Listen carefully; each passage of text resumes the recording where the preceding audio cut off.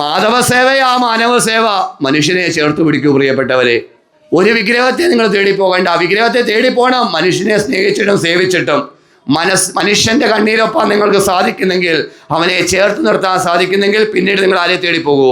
ഇയാളുടെ അടുത്ത് വന്ന് ഇയാൾ എല്ലാവർക്കും കൊച്ചുങ്ങളെ ഉണ്ടാക്കി കൊടുക്കുമെന്ന് ഞാൻ അങ്ങ് നിശബ്ദനായി പോയി. അതിന് പറയാൻ മറുപടിയില്ല. അതിന് മറുപടി ഞാൻ കൊടുത്താൽ എന്നെ ആര് വിലക്കും? അവിടുന്ന് വിലക്കും. ഞാൻ എന്ത് ചെയ്തു? ആ ഫോൺ അപ്പോഴേ അവിടെ കട്ട് ചെയ്തു. ഭഗവാന്റെ അനുഗ്രഹം കൊണ്ട് എൻ്റെ കൊച്ചുമോന് ജോലിയായി. വളരെ സന്തോഷമുണ്ട്. ഇടവനക്കാവ് ഭഗവാനിലൊരിക്കൽ ഞങ്ങൾ മുട്ടുകുത്തി പ്രാർത്ഥിക്കുന്നു. പ്രാർത്ഥിച്ചാൽ എല്ലാവർക്കും അതിന് നല്ല കഴി കിട്ടും. എല്ലാവരും വന്ന് പ്രാർത്ഥിക്കാൻ പറഞ്ഞാട്ടെ. എൻ്റെ മോള് ജർമ്മനിക്ക് പോകാൻ വേണ്ടി ഒരുപാട് തവണ എക്സാം എഴുതി. 2 എക്സാം പാസ്സായി. ബാക്കി 2 കിട്ടാതിരുന്നതാണ്. കഴിഞ്ഞ പ്രദോഷത്തിന് ഞാൻ ഇവിടെ വന്ന് തിരുവേനിയെ കാണുകയും കണ്ടതിന് ശേഷം 26-ാം തീയതിയാണ് ആ റിസൾട്ട് അറിഞ്ഞത്. രാത്രിയിൽ എൻ്റെ മോള് പാസ്സാവുകയും ചെയ്തു. ഒരുപാട് തവണ എഴുതിയതാണ്. ഇവിടെ വന്നതിന് ശേഷമാണ് ആ റിസൾട്ട് കിട്ടിയത്. എൻ്റെ മോള് പാസ്സായത്. ശിവായേ നമ, നീലകണ്ഠായ നമ, മഹേശ്വരായ നമ, ശൂലപാണയേ നമ, വൃഷഭാരൂഢായ നമ. ഇന്നലെ എനിക്കൊരു അനുഭവം ഉണ്ടായിട്ട് എനിക്കൊരു GSTയുടെ ഒരു 65 ലക്ഷം രൂപ GST അടയ്ക്കണമെന്ന് പറഞ്ഞ് അതെല്ലാം റെഡിയാക്കിയിട്ട് എൻ്റെ മാനേജറെ കൊടുത്ത് വിട്ട് അവിടെ ചെന്നപ്പോൾ പറഞ്ഞ് ഒരു 5 ലക്ഷം രൂപയുടെ വേണം. ഇത്ര വലിയ ബിസിനസ്സുകാരാണെങ്കിലും ചില സമയത്ത് പൈസയ്ക്ക് കുറേ ടൈറ്റ് വരും. അങ്ങനെ ഞാൻ മെനിങ്ങാന്ന് കിടന്നിട്ട് ഈ ഭഗവാനെ ഒരുപാട് പുള്ളരിഞ്ഞ് ഇങ്ങനെ കിടന്ന് വിളിച്ചു, ഭഗവാനെ ഈ വന്ന കാലത്തൊരു 1000 രൂപ പോലും സഹോദരന്മാർ പോലും തരത്തില്ല. അങ്ങനെ ഞാൻ ഇന്നലെ രാവിലെ എൻ്റെ ഒരു സുഹൃത്തുണ്ട്, അദ്ദേഹം വലിയ കൺസ്ട്രക്ഷൻ കമ്പനിയുള്ള ആളാണ്. ഞാൻ അദ്ദേഹത്തിൻ്റെ വീട്ടിൽ ചെന്ന് എന്താണ് ഇങ്ങനെ ഇരിക്കുന്നത് ചോദിച്ചു. ഞാൻ പറഞ്ഞാൽ എനിക്കൊരു 5 ലക്ഷം രൂപ വേണം. അന്നേരം പുള്ളി എന്നോട് ചോദിച്ചു, നിൻ്റെ കിഡ്നി തരുമോ അതോ പ്രമാണം എഴുതി തരുമോ അങ്ങനെയൊക്കെ ചോദിച്ചു.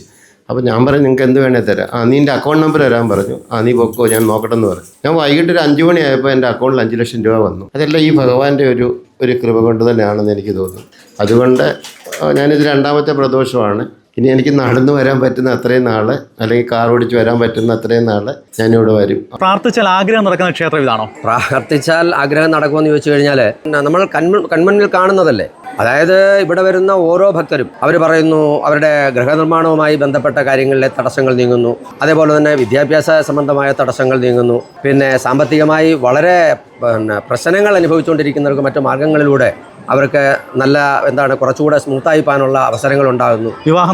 വിവാഹങ്ങൾ പട്ടാഴി എന്ന് പറയുന്ന ഗ്രാമത്തിലാണ് നമ്മുടെ ക്ഷേത്രം സ്ഥിതി ചെയ്യുന്നത്. പട്ടാഴിയിലെ ആറാട്ടുപുഴ എന്ന് പറയുന്ന ചെറു ഗ്രാമത്തിൽ കല്ലടയാറിനോട് ചേർന്ന, അതായത് ആറാട്ടുപുഴ പാലത്തിന് ചേർന്ന് സ്ഥിതി ചെയ്യുന്ന ഒരു മഹാക്ഷേത്രമാണ് പട്ടാഴി ആറാട്ടുപുഴ ഇടമനക്കാവ് ശ്രീ നാഗരാജ അർദ്ധനാരീശ്വര ക്ഷേത്രം.